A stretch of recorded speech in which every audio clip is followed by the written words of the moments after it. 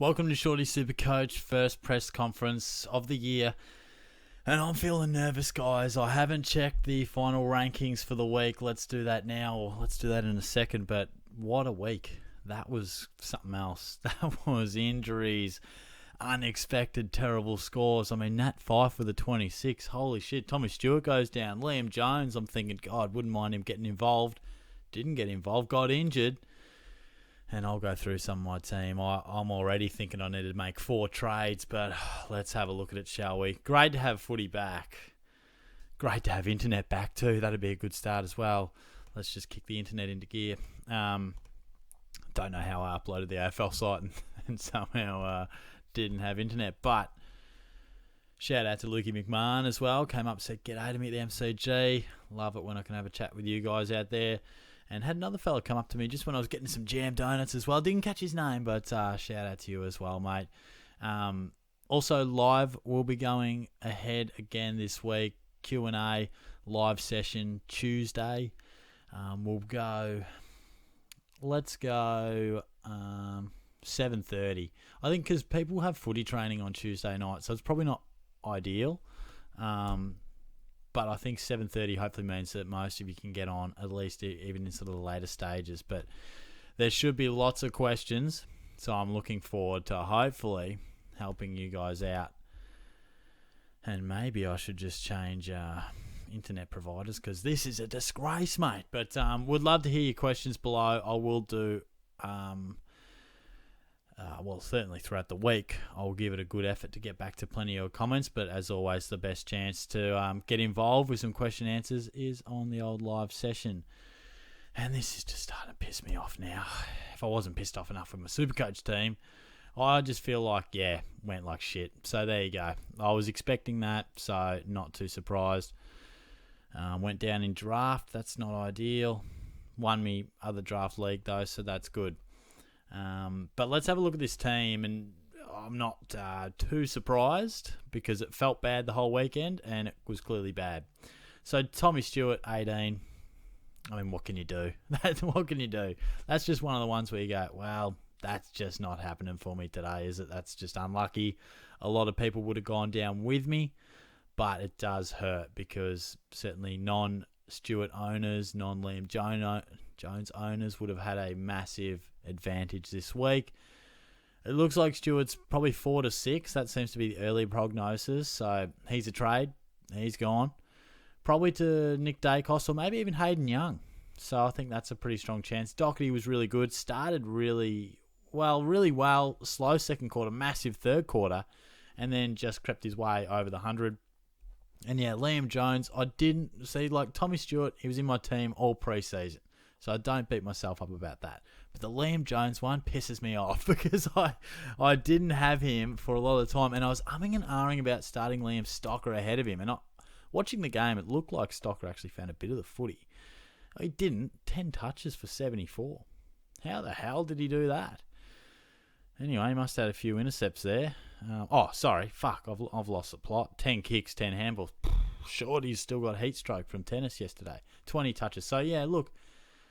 Honestly, I'll let that one ride, but they're the ones that get to you. They're the ones that get to you. And I sat in the car all the way up Friday night thinking Horn Francis versus Tanner Bruin.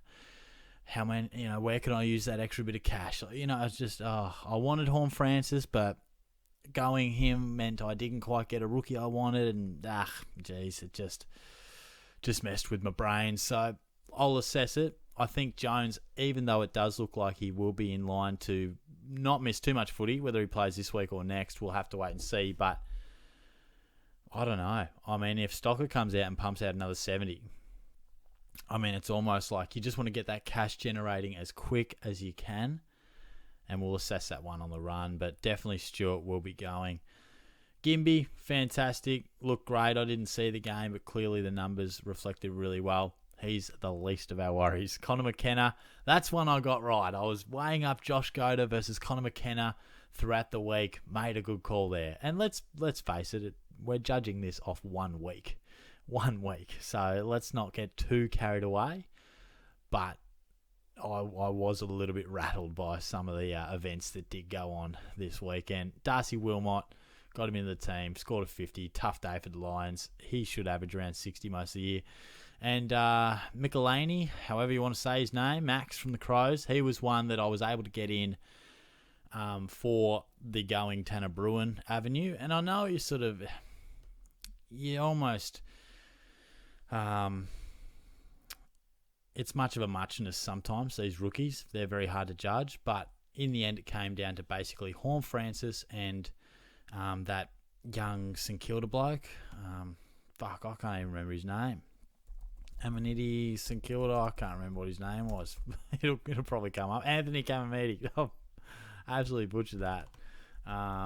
Didn't seem like he got much of the ball. So, look, that was what it came down to, the fact that either do I go a bit lower on the rookie front, scores 34, and then it allowed me to get Max Michelini instead of, also Jones as well. I didn't feel like Noah Long, I meant. Shorty's struggling, guys. I meant Noah Long. I called him Noah Jones. I don't even know what's happening. But I just hate the role of a small forward, and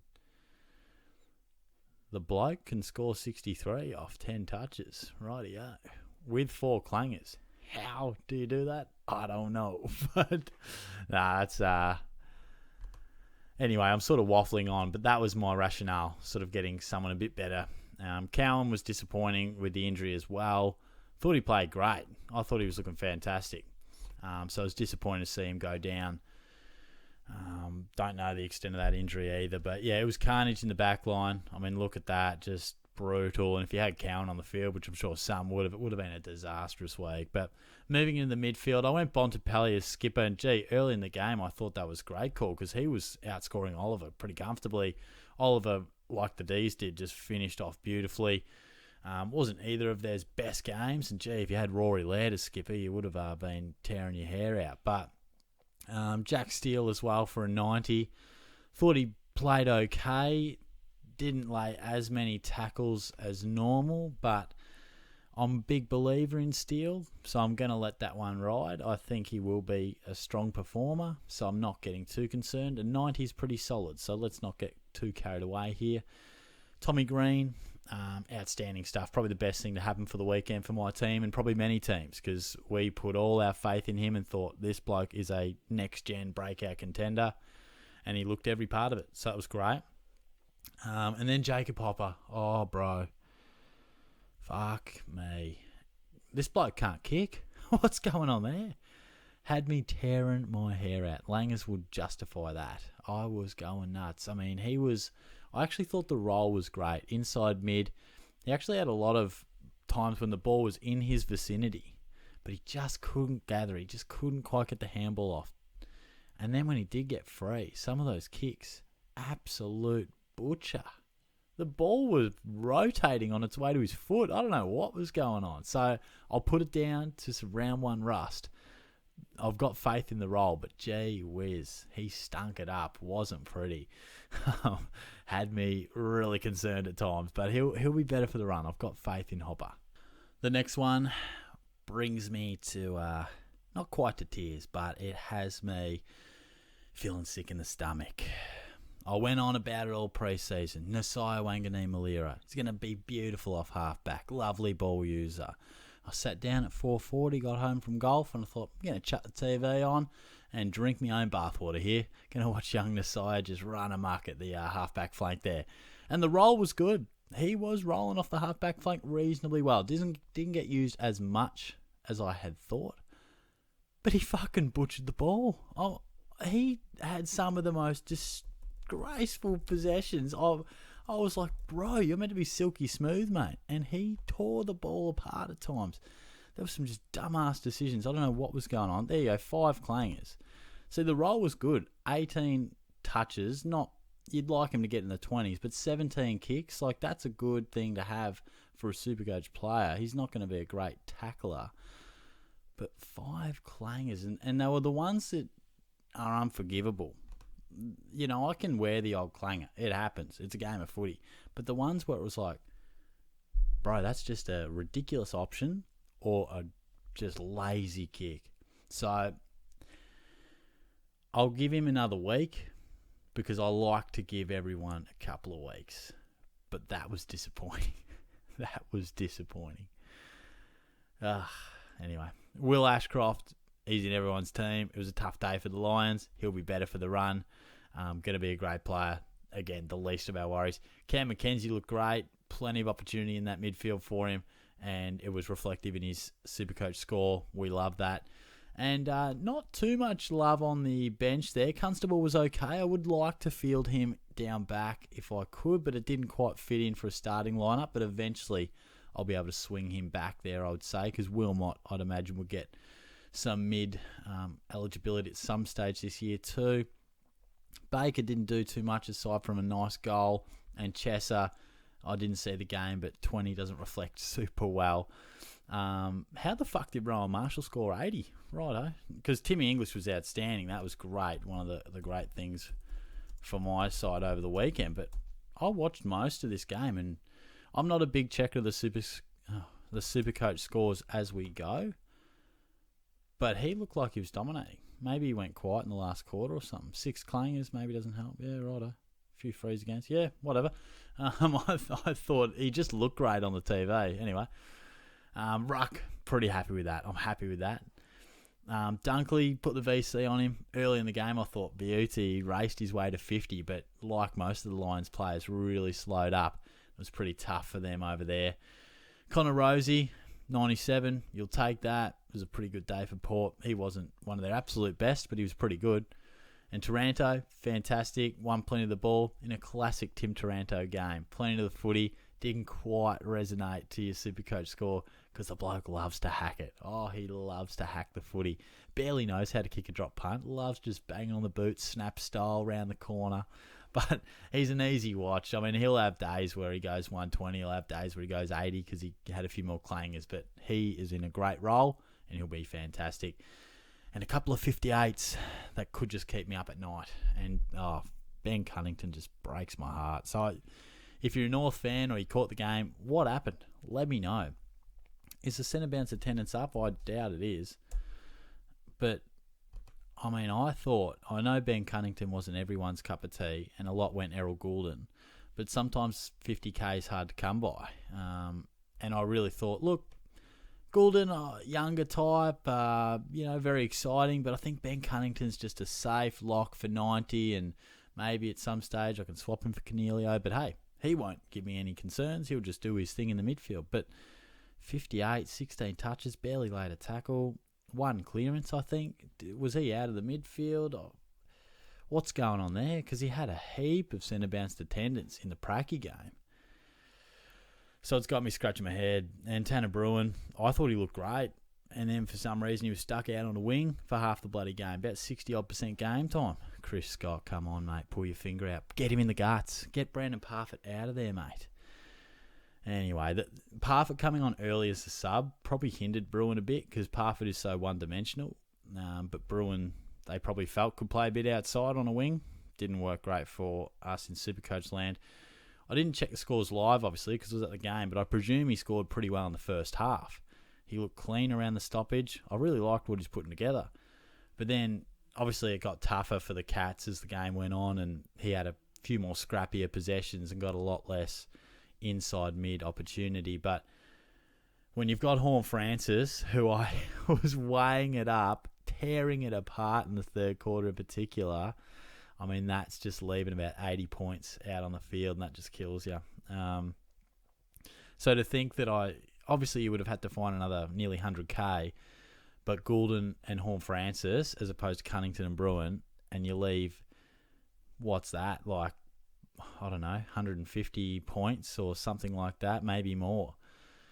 It can hurt. So they're the small decisions that if they don't go your way, can really have egg on your face. But let's make it a bit more of a positive conversation. How good was Harry? Nearly called him Harry Cheesel. Holy shit, Harry Cheesel was outstanding. And I might have got something wrong, but gee whiz, I told you if he played half back, he would be a tasty dish. And tasty he was. It was fantastic. He looked brilliant.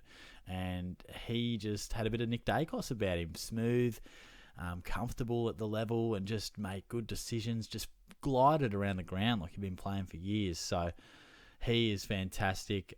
I think he's going to make us a lot of cash. And Clarko, whatever you do, keep him off the halfback flank, for goodness sake. Do not put him forward, please.